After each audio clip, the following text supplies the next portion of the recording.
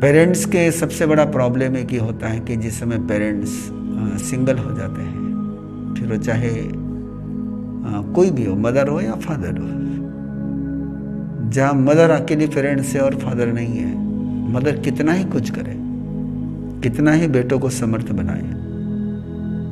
पांडव को बहुत समर्थ बनाया कुंती ने, लेकिन उनकी लाइफ की शोकांतिका ट्रेजेडी से फ्री नहीं कर पाई। दूसरी ओर दुर्योधन है, कौरव है,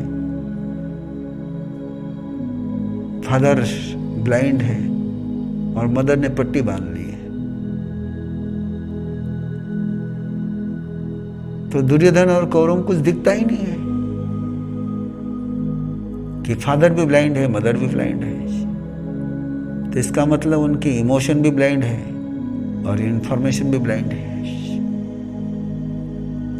जैसे आंधी आदमी को दूसरा चलाता है वैसे वो चलते हैं, वैसे दुर्योधन को जैसा शकुनी चलाता है वैसे वो चलता है। नॉट सिंगल, उसका पर्सनल कोई थॉट्स नहीं और कहीं खुश नहीं, कहीं खुश नहीं। पेरेंट्स सब कुछ देते हैं लेकिन कहीं समाधान नहीं उसको, और कहीं पेरेंट्स बराबर मिल जाए तो एक ऊंचाई पर पहुंचता है। इसलिए पेरेंट्स को अपने उपनिषद के ऋषियों ने दो सिंबल, दो प्रतीक दिए सिंपल, कि माँ धरती है, पिता आसमान है। मातृर्भू पितृर्नभ, आसमान और धरती। जैसे किसी भी सीड को ग्रोथ करने के लिए, फ्रूट बनने के लिए जमीन भी लगती है और आसमान भी लगता है। केवल जमीन मिली और कितना ही आपने उसको खाद पानी दिया तो फ्रूट नहीं बन पाता है। केवल आसमान मिला और जमीन नहीं मिली तो भी वो ग्रोथ नहीं कर पाता है। वैसा ही मनुष्य का जीवन है। अर्थ का काम है पोषण करना है, माँ का काम है पोषण करना है, और पिता का काम है ओपन करना है। और ये दोनों लाइफ में बहुत जरूरी होते हैं। एक दूसरे की जगह दूसरा ले ही नहीं सकता है, क्योंकि मनुष्य एक ऐसा प्राणी है जिसमें इमोशन भी है, इंफॉर्मेशन भी है। वो केवल इंफॉर्मेशन के आधार पर नहीं चलता है, केवल इमोशन के आधार पर नहीं चलता है। और ये जब मैंने देखा कि जो काम माँ बाप कर सकते हैं वो कोई नहीं कर सकता है, लेकिन अननोइंगली आजकल बच्चों को माँ बाप नहीं मिलते हैं। जन्म देने वाले मिल जाते हैं, माँ बाप नहीं मिलते हैं। माँ भी टीचर बन जाती है, बाप भी कमांडर बन जाता है। तो बच्चे के अंदर के जो वात्सल्य और सुरक्षा की भावना है वो वैसी रह जाती है। माँ बाप केवल माँ बाप बने, बाकी आप टीचर हायर कर सकते हो, वकील हायर कर सकते हो, डॉक्टर हायर कर सकते हो, लेकिन माँ बाप आप हायर नहीं कर सकते हो। और इस सदी में, एक पिछले 5 दशक में, डिकेड में सबसे बड़ा लॉस कोई हुआ है बच्चों का, तब बच्चों को माँ बाप मिलते ही नहीं है। बैंक मिल जाती है, पैसे देने वाले मिल जाते हैं, एंजॉय करने वाले मिल जाते हैं। और इसलिए आज की पूरी जनरेशन आप देखोगे तो सब कुछ होने के बावजूद भी वो सेटिस्फाइड नहीं है। अंदर के उसके खालीपन है, एक रेगिस्तान है। और वही रेगिस्तान फिर अलग अलग रूप में निकलता है। कभी वायलेंस में निकलता है, कभी ड्रग में निकलता है, कभी एडिक्शन में निकलता है, कभी रैप में निकलता है, कभी वो सुसाइड में निकलता है, वो कहीं न कहीं निकलता है।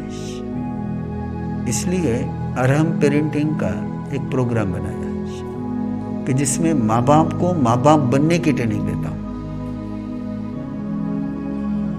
और सबसे बड़ी जरूरत किसी की ट्रेंड होने की है तो माँ बाप की ट्रेंड होने की है। पूरी जिंदगी बच्चों की जिंदगी के वो ड्राइवर है, और वही अनट्रेंड होंगे तो बच्चों की जिंदगी में एक्सीडेंट तो होने ही होने हैं। कि बिना ड्राइविंग सीखे कोई भी ड्राइविंग सीट पर बैठा है तो गाड़ी का नुकसान होना ही होना है। फर्स्ट एग्जाम्पल है कि बच्चे की माँ बाप के प्रति ब्लाइंड फेथ होती है। उस ब्लाइंड फेथ को बच्चा जो कुछ माँ बाप कहते हैं, बच्चा without question, without logic follow करता है। और एक समय वो आता है कि माँ बाप की हर बात को बच्चा बिना सोचे इनकार कर देता है, सुनता ही नहीं, इनका स्वीकार ही नहीं करता है। यानी एक ब्लाइंड फेथ से ब्लाइंड अपोजिशन में पहुंच जाता है, ब्लाइंड रिबेल बन जाता है, वो ब्लाइंड विरोधी बन जाता है कि माँ बाप ने कहा इसका मतलब सुनना ही नहीं। एक समय था कि माँ बाप ने कहा यानी सुनना, और दूसरे किनारे पर पहुंचा कि माँ बाप कहे वो सुनना ही नहीं। ये कहाँ से हुआ, कैसे हुआ? इस रिलेशन में सबसे बड़ा जो जहर है वो भय का है। माँ बाप बच्चे को डराते हैं, और एक बार माँ बाप ने बच्चों को डराना शुरू कर दिया कि बच्चे का कॉन्फिडेंस ब्रेक होना शुरू हो गया। और एक बार कॉन्फिडेंस ब्रेक हो गया कि फिर उसको बिल्डअप करने का कोई टेक्निक नहीं। लेकिन पेरेंट्स के दिमाग में एक बात इतनी पक्की बैठी हुई है कि हम बच्चे को नहीं डराएंगे तो बच्चा सुधरेगा कैसे। यानी भय से कोई सुधरता है, डराने से कोई सुधरता है, एक गलत धारणा, एक गलत फहमी, एक मिसकंसेप्ट। वस्तुस्थिति यह है कि डरने के कारण से आदमी ड्रामा शुरू करता है, सुधरता नहीं। और एक बार ये रिश्ते में, माँ बाप और बच्चे के रिश्ते के बीच में डर का प्रवेश हो गया कि रिश्ता समाप्त हो गया। एक ही रिश्ता था कि जहां डर नहीं लगता था बच्चे को, किसी से भी बच्चा डरता था, और माँ बाप देखे कि वो फेयरलेस हो जाता था, बस माँ बाप चाहिए तो डर से भाग जाता। अब उल्टा हो गया, माँ बाप से डर लग रहा है, और डर लगेगा तो ग्रोथ कभी नहीं होगी। इसलिए पेरेंटिंग का जो पहला सेशन चलता है, पहला सत्र चलता है, इस रिलेशन को भय मुक्त करने का चलता है कि बच्चे को माँ बाप का डर नहीं लगना चाहिए। माँ बाप ने बच्चे को किसी हालत में डराना नहीं चाहिए, किसी हालत में नहीं डराना चाहिए। एक बार इनके रिश्ते में का भय निकल जाए तो टोटली ओपन हो जाता है। फिजिकली आप शारीरिक बात कर सकते हैं, यदि मैं डरा हुआ हूं तो कितना ही खाऊं तो डाइजेस्ट नहीं कर पाता, बॉडी उसको हजम नहीं कर पाती है, पूरी हमारी जो डाइजेस्टिव सिस्टम है वो ब्लॉक हो जाती है। स्टोरी चलती है, बादशाह ने बकरों को देकर कहा बकरे को पूरा खिलाना है, लेकिन इसका वजन नहीं बढ़ना चाहिए, जितना वेट है उतना ही वेट रहना चाहिए। 1 किलो कम भी नहीं होना चाहिए, 1 किलो बढ़ना भी नहीं चाहिए, वेट इक्वल रहना चाहिए। बाकी सब दरबारी फेल गए, बीरबल सक्सेस हो गया। एक काम किया था बीरबल ने, बकरी को घास खिलाता, लेकिन शेर सामने बांधा हुआ रहता था। अब शेर सामने है तो बकरी कितना भी खाएगी, तो वजन बढ़ने का सवाल ही नहीं। जैसे बॉडी का है वैसे ब्रेन का भी है। ब्रेन भी अपना लर्निंग प्रोसेस तभी उसकी चल पाती है जब उसमें भय नहीं रहता है। डरा हुआ आदमी सीख नहीं सकता है, भयभीत आदमी को आप ट्रेनिंग नहीं दे सकते। फियर फ्री करना ये बहुत जरूरी है। और माँ बाप का डर बैठ गया तो फिर वो माँ बाप को टेररिस्ट के रूप में देखता है। जिससे मुझे डर लगता है वो टेररिस्ट है, वो आतंक का रिश्ता उसमें आ गया तो फिर वो दूर भागता है। फिर टेररिस्ट की बात अपन मानते तो मजबूरी में मानते हैं। जिस दिन मजबूरी समाप्त हो जाती है हम टेररिस्ट के साथ फाइटिंग शुरू करते हैं। आज यदि बच्चे माँ बाप के खिलाफ खड़े हैं, हम देखते हैं, तो उसका एकमेव कारण है माँ बाप ने बच्चे को बचपन में बहुत डराया, हर बात पर डराया। इसलिए आरंभ पेरेंटिंग में मैं पहला ही मंत्र देता हूं कि तुम्हारा रिश्ता अभय का होना चाहिए। तुम्हें देख करके बच्चे के मन का सारा भय निकल जाना चाहिए। फिर आगे सिखाता हूं उनको कि बिना डराए बच्चे को ट्रेन कैसे करना है, बिना डराए बच्चे को कैसे करेक्शन करना है, बिना डराए बच्चे की मिस्टेक दूर कैसे करना है। कि अनुशासन तो करना है, शासन भी करना है, लेकिन बिना भय के करना है। और बिना भय का जब शासन शुरू होता है तो बच्चे की ग्रोथ बहुत नेचुरल हो जाती है। उसके 4-5 सूत्र में उनको सिखाता हूं कि पहला है, कभी भी किसी भी हालत में बच्चे को डराना नहीं। बच्चे को कमेंट्समेंट दिलाता हूं उनसे, उनके सिर पर हाथ रखते हुए कि माँ बाप बच्चे के साथ कमेंट करें कि हम यहां से आगे तेरे पर गुस्सा नहीं करेंगे, तुझे डराएंगे नहीं, हर हाल में हम तेरे साथ खड़े रहेंगे। और बहुत मिरेकल रिजल्ट उसके आते हैं। इतने कमिटमेंट के एक बाउंडिंग हो जाती है और बच्चे बिना मोटिवेट किए माँ बाप को कहते हैं कि हम भी आपको गुस्सा करने का मौका नहीं देंगे, हम भी आपकी बात सुनेंगे। वो कमिटमेंट चलेगी।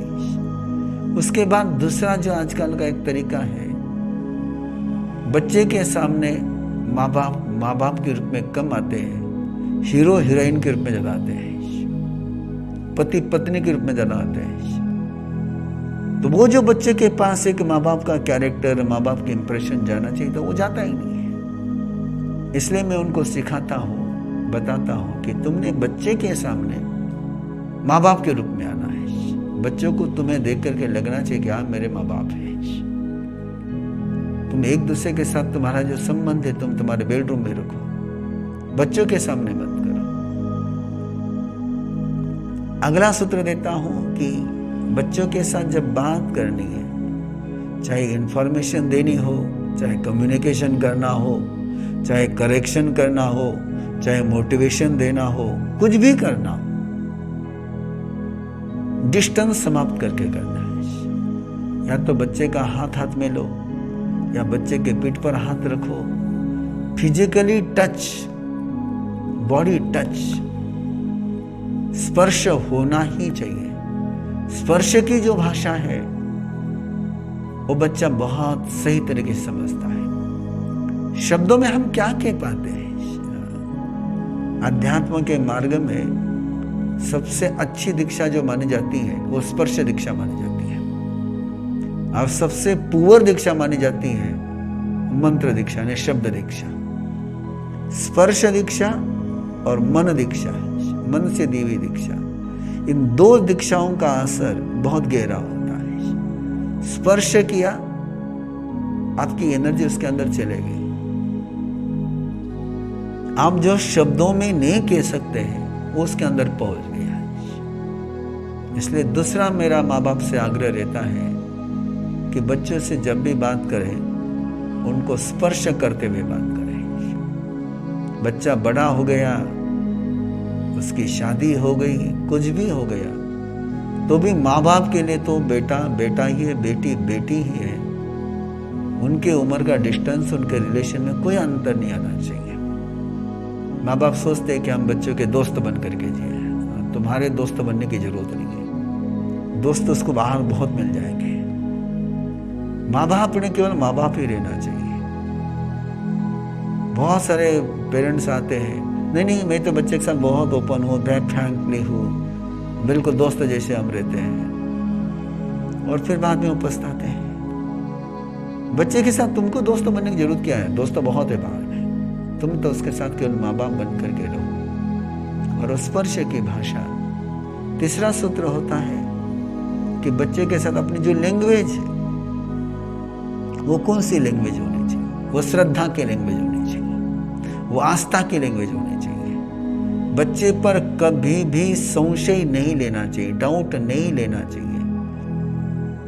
उसको कभी नहीं कहना चाहिए कि तो ये कर सकता है कि नहीं कर सकता है। यस, नहीं, ये भाषा माँ बाप के मुंह से नहीं। माँ बाप ने तो एक ही भाषा बोलनी चाहिए कि हाँ तो ये कर सकता है, तो ये करेगा, तेरे अलावा कोई कर ही नहीं सकता है। ये भाषा माँ बाप के मुंह से जानी चाहिए। माँ बाप के मुंह से यदि डबल माइंड जाता है, डबल लैंग्वेज जाती है, तो बच्चा तो गया काम से। इसलिए सिंगल लैंग्वेज होनी चाहिए श्रद्धा की, आस्था की। बच्चे की कोई गलती हो गई तो भी दुनिया उसको गलत कहेगी। माँ बाप ने एक ही कहना है कि तू मेरा बेटा है, तू मेरी बेटी है, तेरे साथ मेरा वही रिश्ता आज भी है। जब भी एग्जाम के रिजल्ट आते हैं तो सुसाइड के न्यूज़पेपर में आती है। लोग सोचते हैं कि बच्चा फेल हो गया इसलिए सुसाइड करे। नथिंग। एग्जाम में फेल हुआ इसलिए कोई बच्चा सुसाइड नहीं करता है। माँ बाप के साथ का रिश्ता फेल होगा इसलिए सुसाइड करता है। यदि उसको ये विश्वास हो कि मैं फेल होने के बाद भी माँ बाप का वही प्रेम मुझे मिलेगा, आगे बढ़ने के लिए वही एनर्जी मिलेगी, तो बच्चा कभी सुसाइड नहीं करता है।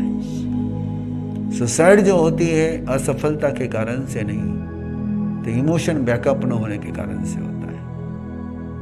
आजकल एक नया तरीका चला हुआ है, बच्चे को गिरने का मौका ही नहीं देते हैं। वो बाबा गाड़ी में खड़ा कर देते हैं उसको चलने के लिए और कहते बहुत सेफ है, बहुत सुरक्षित है, बॉडी के लिए सेफ है, लेकिन लाइफ के लिए बड़ा खतरनाक है।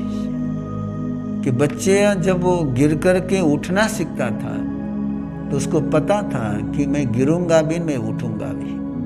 अब इस बाबा गाड़ी ने उसको केवल चलना ही सिखाया, गिर करके उठना सिखाया नहीं। और उसकी मेंटालिटी बने कि नहीं, चलता ही सकता हूँ, गिरने के बाद उठ नहीं सकता हूँ। इसलिए आज की जनरेशन जब तक दौड़ती तब तक दौड़ती है, लेकिन एक बार कोलैप्स हो गई तो उठकर खड़ी नहीं होती। और उसका छोटा सा रीजन है ये बाबा गाड़ी, कि उसको पता ही नहीं कि गिर करके उठा जा सकता है। और जब गिर करके उठने की ट्रेनिंग मिलेगी तो बच्चा बिल्कुल कभी भी लाइफ में कहीं भी गिरेगा तो वापस खड़ा रहेगा, सेकंड चांस लेगा। इसलिए मैं बाबा गाड़ी के खिलाफ हूं कि बाबा गाड़ी ये माँ बाप को फ्री करने का सूत्र है, लेकिन बच्चे का डेवलपमेंट में उसकी जो इमोशनली डेवलपमेंट है, उसकी जो कैरेक्टर की डेवलपमेंट है, उसकी जो रीजन की डेवलपमेंट है, ये बाबा गाड़ी सारी समाप्त कर देती है। चौथा, माँ बाप को मेरा आग्रहपूर्वक कहना रहता है, अपने संतति को समर्थ बनाने का सोच रखो, सुखी बनाने का सोच मत रखो। आपकी संतति समर्थ होनी चाहिए।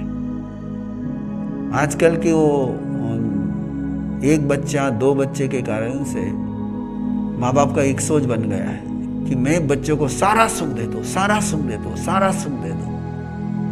और सुख देने की उस उलझन में बच्चे को समर्थ बनाना भूल गए। तो बच्चा सुखी तो हो जाता है लेकिन समर्थ नहीं हो पाता है। समर्थ होकर के सुखी हो सकता है, लेकिन सुखी होकर कोई समर्थ नहीं बन सकता है। इसका मतलब ये नहीं कि बच्चे को टॉर्चर करना है, लेकिन बच्चे को समर्थ बनाना है, उसकी शक्ति की डेवलपमेंट करनी है। पांचवा सूत्र होता है पेरेंट्स के लिए कि अपने सपने कभी बच्चों पर लादने नहीं। तुम जो नहीं बन सके वो बच्चों को बनाने का प्रयास मत करो। बच्चा जो बन सकता है वो पहचानो, उसके अंदर की स्किल पहचानो, और वो जो बन सकता वो बनने के लिए तुमने उसको बल दिया तो वो शिखर पर पहुंच सकेगा।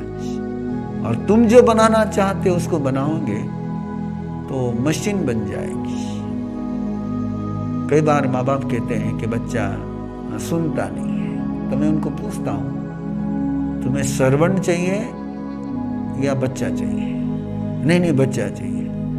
मैंने कहा तुम्हारा हुक्म सुनने वाला सर्वेंट हो सकता है, और अपनी मन की बात तुमसे खुलकर करने वाला तुम्हारा बच्चा हो सकता है। बच्चे को यदि तुम्हें नेतृत्व का समर्थ बनाना है तो बच्चे को ये छोड़ो कि तुमने कहा बैठ जा तो बैठ गया, उड़ गया तो उड़ गया, खड़ा रहे तो खड़ा रह गया। इससे वो रोबोट बनेगा, इंसान नहीं बनेगा। उसको स्पेस दीजिए, उसको स्कोप दीजिए। एक समझिए शेरनी कैसे अपने बच्चे को ट्रेनिंग देती है, वही ट्रेनिंग आपने देनी चाहिए। और समय पर उससे बिल्कुल जब वो अपने पाँव पर खड़ा हो जाए तब उसको नज़र से देखना चाहिए, प्रेम की दृष्टि रखनी चाहिए, आश्वासन का हाथ रखना चाहिए, कंट्रोल छोड़ देना चाहिए। और जिनके बच्चों की शादी हो गई उन माँ बाप से तो मेरा आग्रह है कहने का कि एक बार प्रॉपर्टी हैंड ओवर हो गई, अपना कंट्रोल छोड़ दो। मैक्सिमम जो अगला सूत्र शुरू होता है कि बेटी की शादी हो जाती है, बेटे की शादी हो जाती है, अब वो बहू बन गई है, ये हस्बैंड बन गया है, लेकिन फिर भी माँ बाप वही उसके लाइफ में कंट्रोल करने का प्रयास करते हैं और वहीं से फिर फैमिली क्लैशेस शुरू हो जाते हैं। पेरेंटिंग से बढ़कर के मनुष्य के जीवन में सौभाग्य का अवसर कोई नहीं है, लेकिन without training, without understanding, without proper knowledge आज पेरेंटिंग से बेटर टॉर्चरिंग रिलेशन कोई नहीं रहा है। जो रिलेशन सबसे पावरफुल हो सकता है, जिसको हमारा कल्चर, हमारी संस्कृति कहती है कि मातृदेवो भव, पितृदेवो भव। पहले माँ देवता है, पिता भगवान है, उसके बाद बाकी भगवान नजर आएंगे। जिसको माँ बाप में भगवान नजर नहीं आ पाए उसको बाहर में कहीं गुरु में भगवान नजर आएंगे, इसकी कोई संभावना नहीं है। बच्चे की आस्था नहीं टूटे, ऐसा ही आरंभ पेरेंटिंग का कार्यक्रम। फिर सिखाते हैं माँ बाप को, अब जो बातें नेचुरल नहीं रही वो सिखानी पड़ती है कि बच्चे को आशीर्वाद कैसे देने, ब्लेसिंग कैसे देने, कैसे एनर्जी देनी उनको, कैसे बच्चों के अंदर जो निगेटिविटी गई है उसको निकालने के लिए कैसे शक्ति का प्रयोग करना है। बच्चा बीमार है, मेरा तो आग्रह है कि डॉक्टर की आवश्यकता नहीं है। यदि माँ बाप का रिश्ता बच्चे के साथ बराबर है और माँ बाप उस पर क्लीनिंग की प्रोसेस करे, उसको हीलिंग दे, तो बच्चे को किसी दवा की जरूरत नहीं है। क्योंकि मूल आदमी जो बीमार पड़ता है उसकी इम्यून सिस्टम वीक होने के कारण से, और इम्यून सिस्टम यदि कोई स्ट्रॉन्ग कर सकता है तो माँ बाप कर सकते हैं। ऐसा ही आरंभ पेरेंटिंग का प्रोग्राम आज के समय में बहुत जरूरी बन गया है कि आज प्रोफेसर मिल जाते हैं, लेक्चरर मिल जाते हैं, बॉस मिल जाता है, सीए मिल जाता है, लेकिन माँ बाप नहीं मिलते हैं। माँ बाप को माँ बाप बनाने वाला और माँ बाप के अंदर की भगवत्ता का जागृत करने वाला, एक बार माँ बाप भगवान हो गए तो संतति तो भगवत संतति होनी ही होनी है। माँ बाप यदि टेररिस्ट रहेंगे तो बच्चे भी टेररिस्ट बनेंगे। माँ बाप में कॉन्फिडेंस नहीं है अपने बच्चों को लेकर के, तो बच्चों के मन में अपने माँ बाप को लेकर कॉन्फिडेंस कहाँ से आएगा। इसलिए जो माँ बाप का कैरेक्टर होगा वो बच्चों में कैसे पास ऑन हो सकता है और होता है, तो पहले माँ बाप को उस लेवल पर, उस डिवाइन लेवल पर ले जाने का एक प्रोग्राम कि माँ बाप के अंदर की जो अर्हता है, श्रेष्ठता है, वो व्यक्त हो जाए, वो एक्टिव हो जाए, तो बच्चे के अंदर की भी श्रेष्ठता ओपन हो सकती है, उजागर हो सकती है। और इसी के लिए आरंभ पेरेंटिंग का एक प्रोग्राम है। आज के समय में बहुत सारी समस्याएं उभर कर आती हैं। बहुत तीखी समस्या कोई है तो कम उम्र में बच्चों का सेक्सुअल होना और यंग जनरेशन में, टीनेजर में वायलेंस।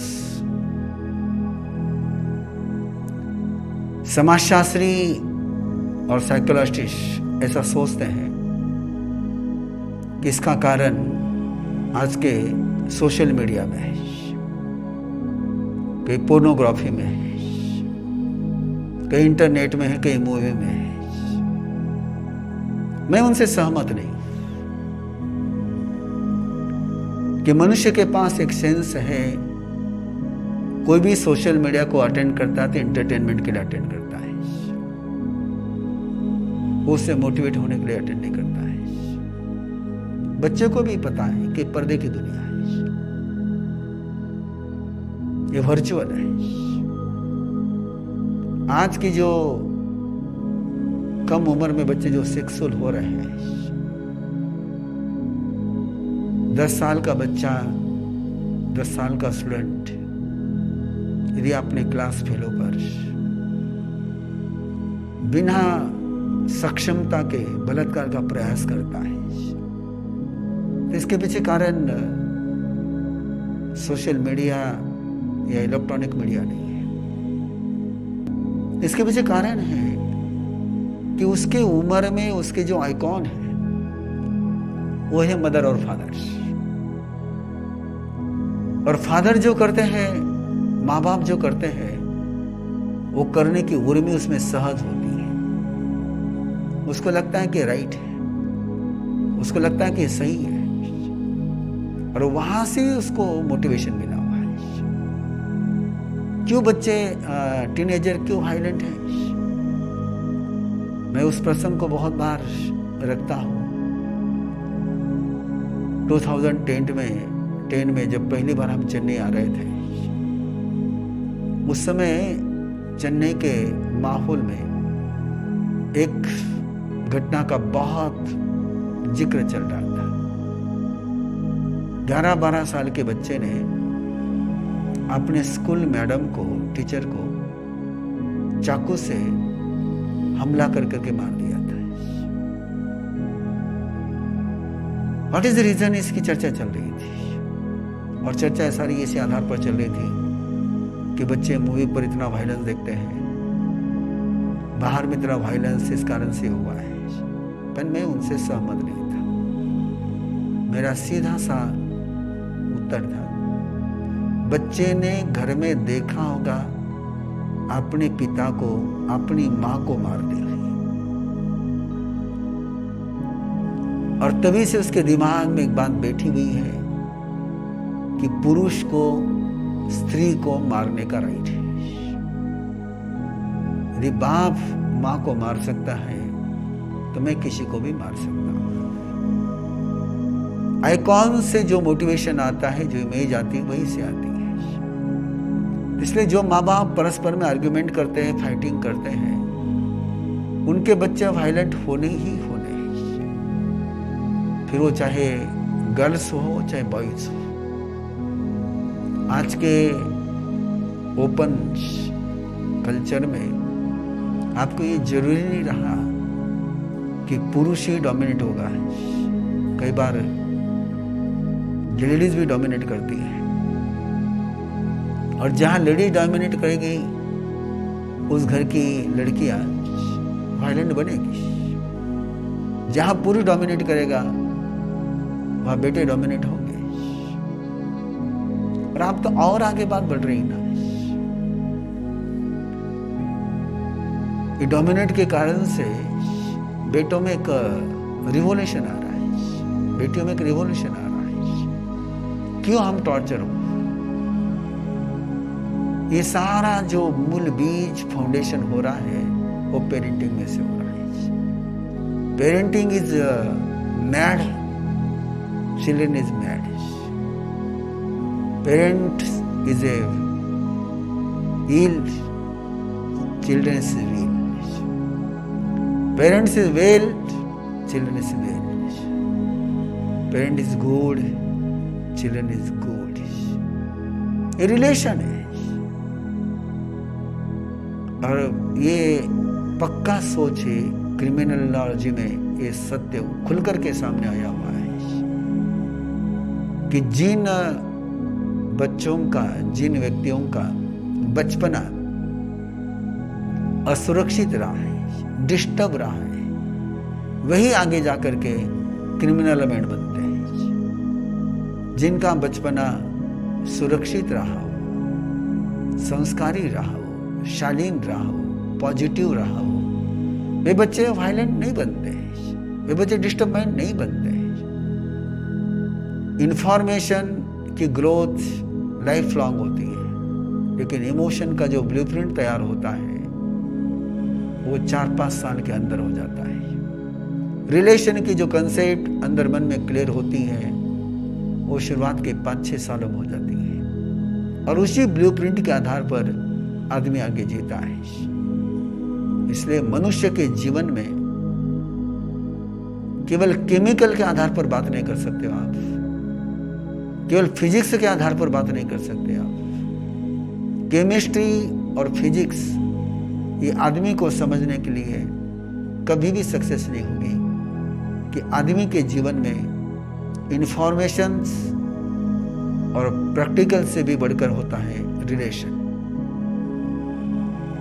रिलेशन से ही आदमी आदमी है, रिलेशन नहीं तो आदमी पशु है। इस रिलेशन के ये 3 आयाम हैं, ब्लिसफुल कपल, पेरेंटिंग और गर्भ संस्कार। यहां से रिलेशन की यात्रा शुरू होती है। रिलेशन में ट्रांसपेरेंसी, प्रेम, संयम रहा तो व्यक्ति के जीवन में संयम लाने के लिए उसको किसी ट्रेनिंग कैंप में जाने की जरूरत नहीं है। रिलेशन यदि पॉजिटिव रहा तो जीवन में पॉजिटिविटी लाने के लिए उसको कोई पॉजिटिव की बुक पढ़ने की जरूरत नहीं है। इसलिए महत्वपूर्ण है आज के समय में, चाहे सामाजिक हो, चाहे पारिवारिक हो, चाहे पर्सनल प्रॉब्लम हो, इन सभी के सॉल्यूशन के लिए यदि युग को, समाज को, समाज चिंतकों को किसी क्षेत्र में काम करना चाहिए तो रिलेशन के फील्ड में काम करना चाहिए। जितने गुड रिलेशन होंगे उतना गुड पर्सन होगा, उतना गुड कम्युनिटी होगी, उतनी गुड सोसाइटी होगी। जितने रिलेशन में डिस्टर्ब रहेंगे उतने ही फैमिली में, समाज में और व्यक्ति में डिस्टर्ब रहेगा। बहुत क्लियर होता जा रहा है कि आने वाले सदी में लग्जरी बहुत होगी, लेकिन साथ में ये भी सत्य उजागर होता जा रहा है कि आने वाला डिकेड ये डिप्रेशन का डिकेड रहेगा। डिप्रेशन के पेशेंट बहुत ज़्यादा रहेंगे। अगले डिकेड की सबसे बड़ी समस्या कैंसर नहीं है, डायबिटीज नहीं है, तो डिप्रेशन है। और डिप्रेशन का मूल कारण कोई है तो रिलेशन में फेथ नहीं होना, अलोन फील करना, अकेलापन महसूस करना, हेल्पलेस महसूस करना, होपलेस फील करना। और ये बाकी के साधनों से या एटमॉस्फेयर से नहीं, तो रिलेशन के कैरेक्टर से ही समझ सकता है। इसलिए चाहे इमैच्योर सेक्सुअलिटी हो या बढ़ता हुआ वायलेंस हो या ये डिप्रेशन का प्रॉब्लम हो या सुसाइड की केस हो, इन सब के मूल में कहीं ना कहीं वर्क करना होगा, तो रिलेशन पर ही वर्क करना पड़ेगा। रिलेशन ही आदमी को आदमी बनाता है। रिलेशन नहीं है तो आदमी पशु है, एनिमल है, जानवर है। अंतर केवल इतना ही है कि जानवर केवल जानवर बन करके रह सकता है, लेकिन आदमी के जीवन में से रिश्ता निकल गया तो आदमी पशु नहीं बनेगा तो शैतान बनेगा और शैतानियत पर उतर जाएगा। उसी का सामने प्रमाण है। इसलिए आग्रह सभी से, ये विषय किसी कम्युनिटी का नहीं है, ये विषय किसी रिलीजियस का नहीं है। माँ बाप है तो मुस्लिम भी माँ बाप है, क्रिश्चियन भी माँ बाप है, हिंदू भी माँ बाप है, जैन भी माँ बाप है। माँ बाप का कैरेक्टर कोई किसी धर्म से तय नहीं होता है, किसी संप्रदाय से तय नहीं होता है, किसी कम्युनिटी से तय नहीं होता है। पति पत्नी है तो पति पत्नी का रिश्ता ये किसी धर्म, जाति, संप्रदाय या स्टेट से रिलेटेड नहीं है, वो रिलेशन अपने आप में है। ये सारे रिलेशन धर्म, जाति, संप्रदाय, भाषा इनके परे हैं, इनको उस एंगल से नहीं सोच सकते हैं। जैसे शरीर की बीमारी है, बुखार है, तो कोई हिंदू टेम्परेचर नहीं होता है, कोई जैन टेम्परेचर नहीं होता है, कोई मुस्लिम टेम्परेचर नहीं होता है। Temperature is only temperature. और मेडिसिन सबके लिए इक्वल है कि हिंदू के लिए अलग दवा नहीं है, मुस्लिम के लिए अलग दवा नहीं है, इक्वल दवा है। वैसे रिलेशन के प्रॉब्लम, आदमी के निजी जीवन के प्रॉब्लम, ये यूनिवर्सल प्रॉब्लम है, ये सबके लिए इक्वल है। इसलिए इनकी ट्रीटमेंट भी सबकी एक समान ही हो सकती है। ऐसा नहीं कह सकते हम कि नहीं नहीं ये जैन माँ बाप का प्रॉब्लम है या मुस्लिम माँ बाप का प्रॉब्लम है, ऐसा नहीं है। ये पेरेंटिंग का प्रॉब्लम है, ये कपल लाइफ का प्रॉब्लम है, ये फैमिली का प्रॉब्लम है। इसका किसी मंदिर, स्थानक, मस्जिद और गुरुद्वारे से कोई लेना देना नहीं है।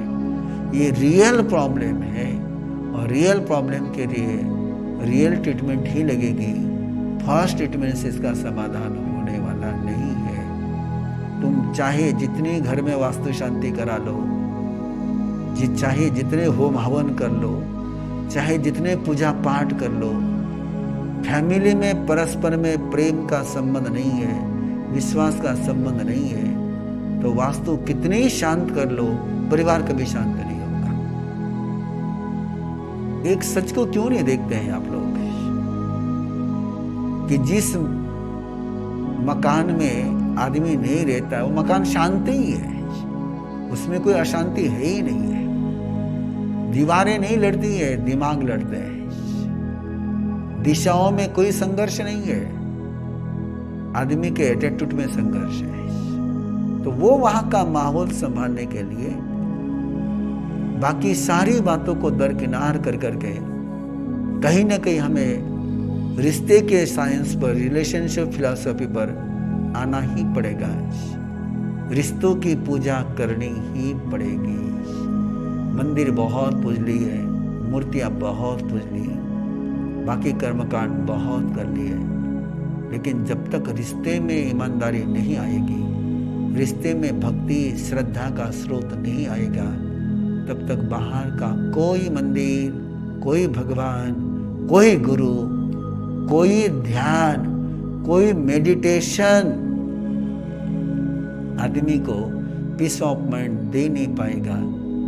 इसलिए अरहम विद्या का ये लक्ष्य है, ये ध्येय है कि रिश्तों को जिया जाए, रिश्तों को शिखर पर पहुंचाया जाए और रिश्ते के माध्यम से इंसान को इंसान से लेकर भगवान के शिखर पर ले जाया जाए।